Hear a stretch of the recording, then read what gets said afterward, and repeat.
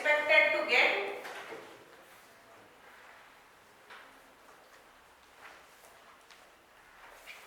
legislative support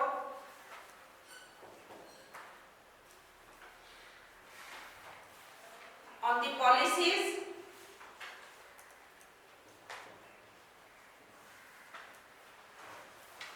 presented to the Parliament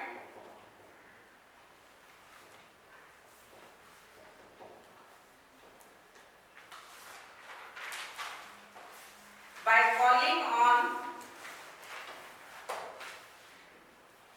party unity and loyalty.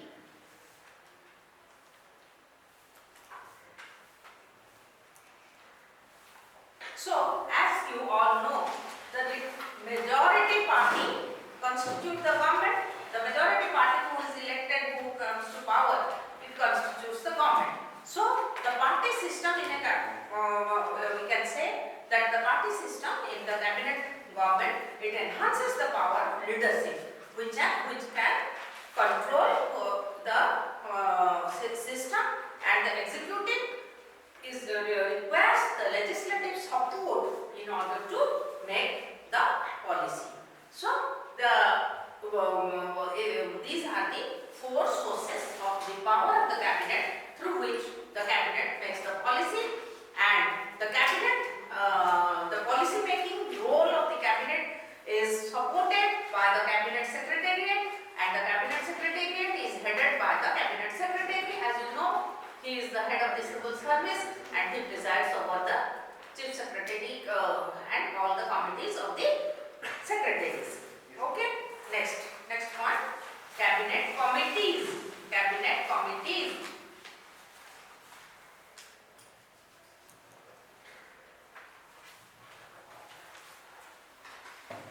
So, on the analogy of the pattern of the British parliamentary system, the cabinet committees have been constituted at the union level for a speedy disposal of the business of the cabinet. So, it may be the real business of the collective decision making in the central government takes place by the cabinet committees rather than the cabinet. Since for this purpose, in this contest, W.H. Morrison, he has commented, please write down his comment. H. Morrison, H. Morrison, M-O-R-R-I-S-O-N.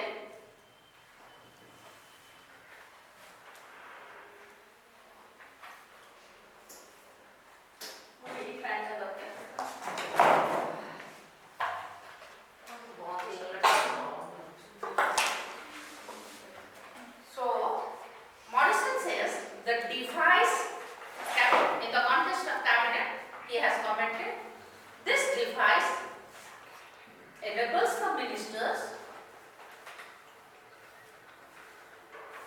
to bargain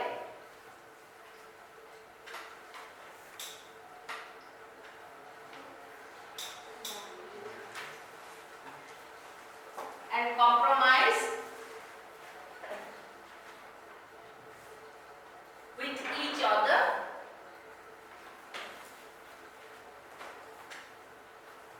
and thus reduces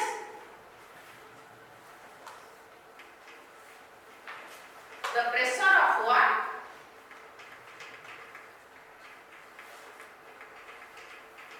Upon the cabinet.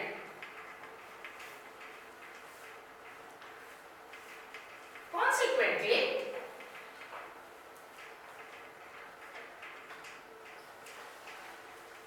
the cabinet is left free to devote itself to more important matters. So, the observation of H. Morrison is in his book Government and Parliament is that these cabinet committees, they bargain, they compromise on each issue and they reduce the pressure on the cabinet. And the cabinet is therefore left free to devote itself to more intricate matters in their day-to-day business. So, as you all know, an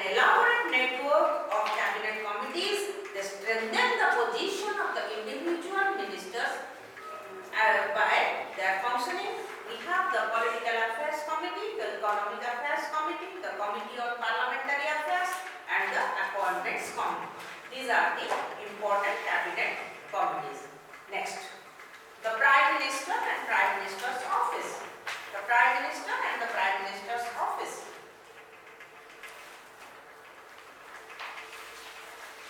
In the words of Harold Lasky, the Prime Minister is central to the life and death of the cabinet. So, the Prime Minister represents the whole executive power of the government. And what are the duties of constitutionally, what are the duties of the Prime Minister? Article 78 of the Constitution of India. You want to write? You want to write? Article 78 of the Constitution of India prescribes the duty of the Prime Minister in the following words.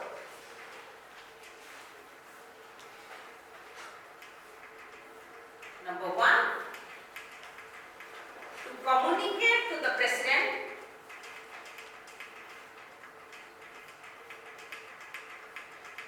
all decisions of the Council of Ministers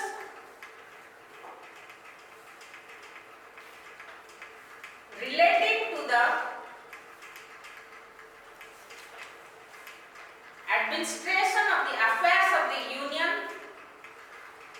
relating to the administration of the affairs of the Union, and proposals for legislation.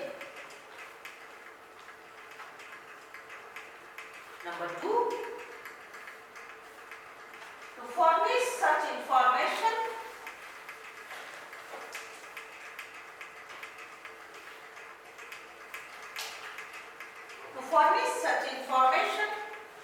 relating to the affairs of the Union and proposals of the legislation as the President may call for. Number 3,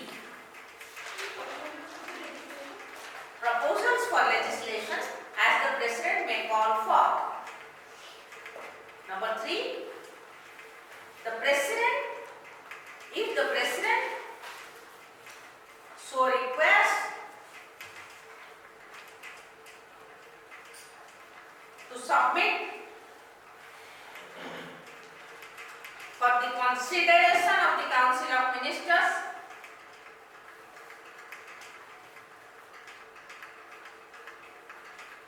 any matter on which a decision has been taken by a minister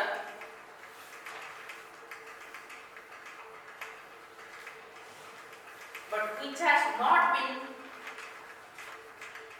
considered by the Council.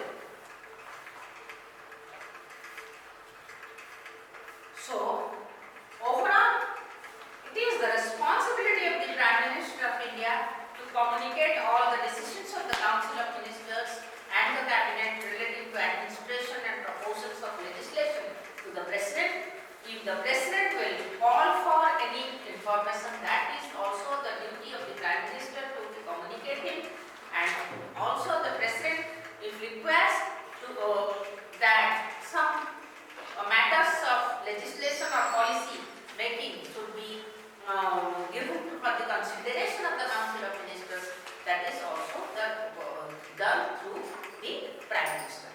So this is these are the powers of the Prime Minister, and the Prime Minister's office functions as the chief policy making organ of the state, and all the crucial policies, it is passed through the Prime Minister's office, and it has earlier it was before 1977 it was named as Prime Minister's Secretariat, but since Janata government came from 1977, it is renamed as PMO, and the PMO, the function of the PMO is to help the Prime Minister in the performance of the duties as the head of the Union Executive, to help the Prime Minister in the discharge of his functions as the chairperson of the Niti Aayog, now earlier it was Planning Commission, to deal with all crucial matters which are delicate and critical issues which are addressed to the Prime Minister, and to provide assistance to the Prime Minister. Next. Power in the judiciary. Power in the judiciary. Policy making power of the judiciary.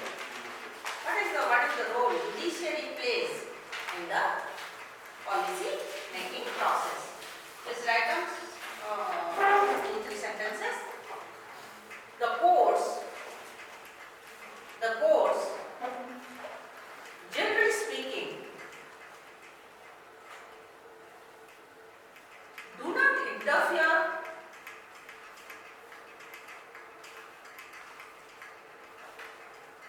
with the policy matters of the legislature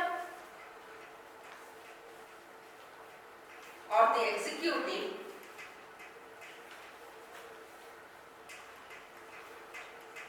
unless the policy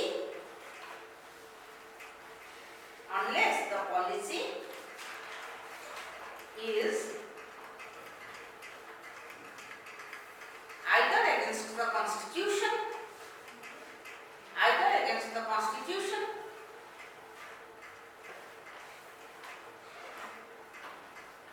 or some statutes, etc. But at present, notably the Supreme Court of India have been greatly affecting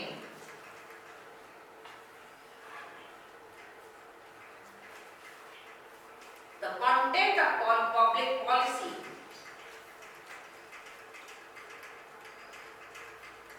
through the exercise of the power of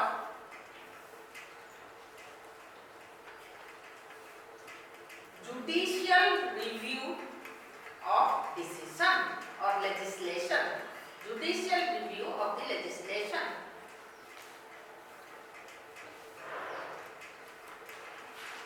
So as you all know, judiciary in India is now playing a very constructive role in shaping and influencing the public policy because of the power of judicial review and power of judicial activism. We have public interest litigation, and the judiciary has the power to